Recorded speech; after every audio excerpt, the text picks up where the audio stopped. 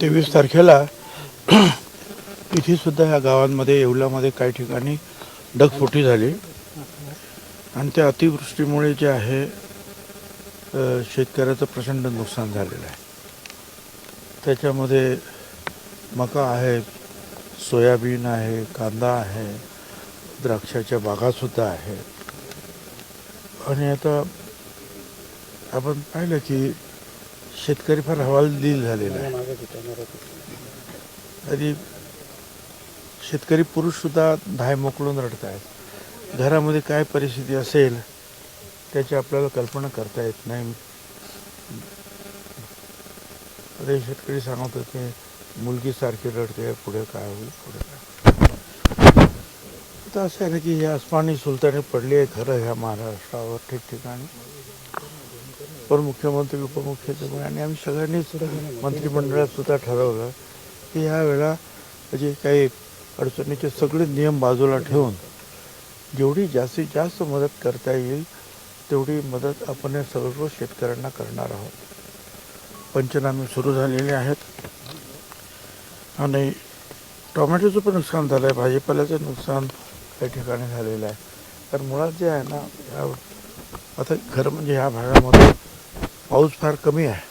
येवला भागात येवल्यामध्येच पाऊस कमी पडतो. पण आता हे असं चाललेलं आहे की एवढं सगळं काही गेलं. कांदे सडलेले आहेत. आता हे पाणी निघतच नाही आहेत. 3-3, 4-4 फूट पाणी आहे शेतामध्ये. ते पाणी निघणार कुठं? बरं निघालं तर टाकायचं कुठे?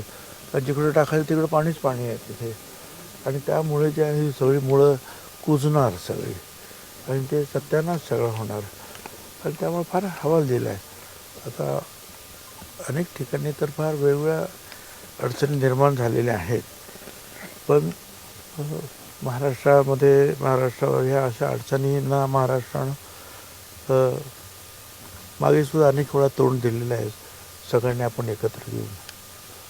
आणि यावेळेसुद्धा सरकार अतिशय समर्थ आणि मजबूतपणे या सगळ्यांच्या पाठीमागे उभे आहेत.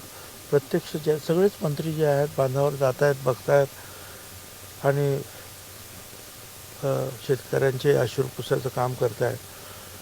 आणि माझी खात्री आहे की मागच्या मंत्रिमंडळाच्या बैठकीमध्ये सुद्धा एकमतानं पूर्णपणे शेतकऱ्या पाठीमागे उभं राहण्याचा निर्णय आपण घेतला आणि आणखी किती मदत करायची, काय करायची हे सगळं संपूर्ण आता हा डाटा जो आहे हा गोळा होईल महाराष्ट्राचा, प्रत्येक तालुक्याचा. आणि त्यानुसार जे आहे मग आणखीन पुढचं वाटप कसं काय करायचं. पण याच्यामध्ये सुद्धा आणखीन काही वेगवेगळे भाग आहेत. जसं जमीन खरडून गेलेली आहे काही ठिकाणी, जमीनच नाही, शेती करायला जमीनच नाही उरली. किंवा काही बागा ज्या आहेत त्या कोलमडलेल्या आहेत. ह्या बागा उभ्या राहायलाच 5 वर्ष लागतात. आणि आता परत ते जेव्हा उभं करायचे आहेत नवीन त्याला आणखी 3-4 वर्ष जे आहेत म्हणजे कमीत कमी जाणार. म्हणजे आणि त्याच्यावर कोट्यवधी रुपयाचं जे आहे कर्जसुद्धा घेतलेलं असतं ह्या सगळ्या लोकांनी. त्यामुळे आपल्याला वाटतं की हे बागायतदार आहे. परंतु हे अशा रीतीच्या अडचणी आल्यानंतर 8-10 वर्षासाठी ते जे आहेत पार हपकून जातात, संपून जातात, अडचणीत येतात. या सगळ्याचा विचार मंत्रिमंडळात करून अधिकाधिक आम्ही मदत करू. आणि प्राथमिकसुद्धा जे आहे मदतीला सुरुवात झालेली आहे. अन्नधान्य वाटप जिथे जिथे अन्नधान्य खराब झालेलं आहे त्या ठिकाणी 10 किलो गहू, 10 किलो तांदूळ मोफत वाटपसुद्धा ताबडतोब सुरू केलं. आतापर्यंत 27 मेट्रिक टन गहू, 27 मेट्रिक टन तांदूळ. परंतु ही सुरुवात आहे, त्याची संख्या फार मोठी वाढेल. तर प्रत्येकजण जे आपण पद्धतीनं काही ठिकाणी पाणी खूप असल्यामुळे आपल्याला माहिती आहे रोगराई होण्याची शक्यता आहे. म्हणून डॉक्टरांचे पथकंसुद्धा तयार होऊन तेसुद्धा कामाला लागत आहेत. काही ठिकाणी गव्हर्नमेंटच्या ज्या शाळा असतील, दवाखाने असतील, ते ग्रामपंचायतीचे किंवा इतर काही लोकांचे जे आहेत ग्रामसेवकांचे वगैरे कार्यालय वगैरे आहेत त्यांची नासधूस झालेली आहे. शाळेत जाणारी जी मुलं आहेत ती पुस्तकं जे आहेत ते पुस्तकांचं वह्यांचं पाणी झालेलं दाखवत आहेत. आणि ते समोर ठेवून अगदी त्यांच्या मनावर काय परिणाम होते ते तुम्ही दाखवलं सगळं. तर ह्या सगळ्यांना आम्हाला सावरावं लागेल. आणि सर्वकष विचार करून त्यावेळेला महाराष्ट्राच्या ह्या शेतकऱ्यांच्या पाठीमागे पूर्ण महाराष्ट्रानं उभं राहणं हे आवश्यक आहे असं मी समजतो. शेतकऱ्यांची एक अशी मागणी आहे की ओला दुष्काळ जाहीर करून कर्जमाफी करावी, ही पण एक प्रामुख्याने आता मागणी जोर धरते आहे. मुख्यमंत्र्यांनी त्या संदर्भात सांगितलेलं आहे. वगैरे आपल्याला शेतकऱ्यांना आर्थिक सहाय्यच द्यायचं आहे ना, ते पूर्ण सहाय्य दिलं जाईल ना, काळजी कशाला करताय. आणि त्यांनी तेही सांगितलं की आम्ही सगळे नियम बाजूला ठेवतो आहोत. नाहीतर नियम ना 65 मिलीमीटर ताबडतोब एका दिवसात झाला पाहिजे पाऊस वगैरे, हे सगळे नियम जे आहेत बाजूला ठेवण्यात.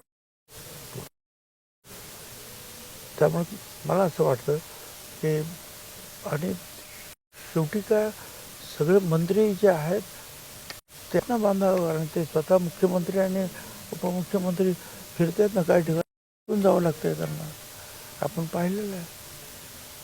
तर हे सगळं हे करताना आज पहिली प्राथमिकता जी आहे ही शेतकऱ्यांना उभं करण्यासाठी आहे आणि त्यासाठी सगळं काही केलं जाईल. आपण आपला 1 महिन्याचं वेतन जे आहे ते या ठिकाणी मुख्यमंत्री सहायता निधी त्यांनी जाहीर केलं आहे. ही संवेदनशीलता इतर नेत्यांनी देखील दाखवावी. दाखवणार ते ठीक आहे ना. मी ते कोणीतरी जाहीर करतो आपण, मी आपलं माझ्या मनाने जाहीर केलं, माझी खात्री आहे सगळेच जाहीर करतील, सगळेच मदत करतील, पक्ष मदत करतील, बाकीचे की सगळ्यांची जबाबदारी आहे. तर एकच सांगतो, शेतकरी जगला तर जनता जगणार आहे. बाकीचं सगळं उभं करता येतं. हे असं काही कारखान्यातून तयार नाही होणार तुम्हाला, त्याच्यासाठी त्यांना उभं करावंच लागेल आपल्याला. सर, जसं तुम्ही 1 महिन्याचा वेतन दिलं, ठीक आहे. अधिकारी जे आहे, अधिकारी जे क्लास 1 ऑफिसर आहे किंवा जे मोठे अधिकारी, त्यांना तुम्ही आव्हान करा. मी काही आवाहन करणार का, काय ज्यांच्या मनाला वाटेल ही जी परिस्थिती आहे पाहून ते करतील, काही करतील काही नाही करतील. मला त्या विषयात काही जायचं नाही. तर पंचनाम्याचे आदेश काय देण्यात आले, कधीपर्यंत पंचनामे पूर्ण झाले पाहिजे, मदत सुरू? नाही, काही ठिकाणी अजून पाऊस सुरू आहे, काही ठिकाणी अजून गडबड सुरू आहे. बरं, हे काम एवढं मोठं आहे की ताबडतोब तुम्ही आता काल सुरू केलं ना आज संपेल अशी परिस्थिती नाही आहे. बरं, अधिकाऱ्यांना पण ते व्यवस्थित त्याचं जे आहे ते डॉक्युमेंट्स पाहिजेत, कागदपत्र तयार. मग आपल्यातलेच काही लोक जे बोट ठेवायला सुरुवात आणि त्या अधिकाऱ्याला त्रास द्यायला सुरुवात, हे कमी आहेत का आपल्याकडे असे लोक त्रास देणार. त्याच्यामुळे जे आहे आता काय मला असं वाटतं की 2-1 दिवसामध्ये हे सगळं पूर्ण. आणि जिथे जिथे जे आहे ह्या पावसाचा कहर झालेला नाही त्या ठिकाणचे अधिकारीसुद्धा, ज्या ठिकाणी फार मोठ्या प्रमाणावर शेतीचं नुकसान झालेलं आहे त्या ठिकाणी ते अधिकारी घेतले जातील मदतीसाठी. त्याच्यामुळे जे आहे ते काम जे जितक्या तुम्ही म्हणतात ते शक्य तितक्या लवकर आपण पूर्ण करू शकणार. उपमुख्यमंत्री एकनाथ शिंदे यांनी मदत पाठवली, त्याच्यावर जी जाहिरातबाजी झाली त्याच्यावर ही टीका केली जाते. ते आता असं टीका करू द्या. पुन्हा जाहिरात करा, पण मदत करा दॅट्स ऑल. आणि बाकीच्या याच्यावर बोट ठेवायचं काही कारण नाही, तर त्यांनी मदत करावी. सर, केंद्राकडे आपण काही विशेष पॅकेजची वगैरे मागणी करणार? असं आहे की जे करायचं ते आम्ही करू ना.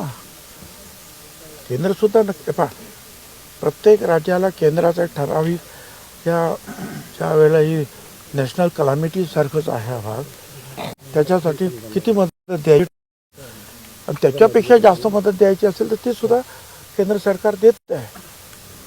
परंतु मुख्यमंत्र्यांनी एक केलं आहे की ते जे काय देतील न देता येईल ते नक्की देणार आहे, परंतु राज्य सरकार हे मागे हटणार नाही आहे, ते पूर्ण मदत करणार आहे.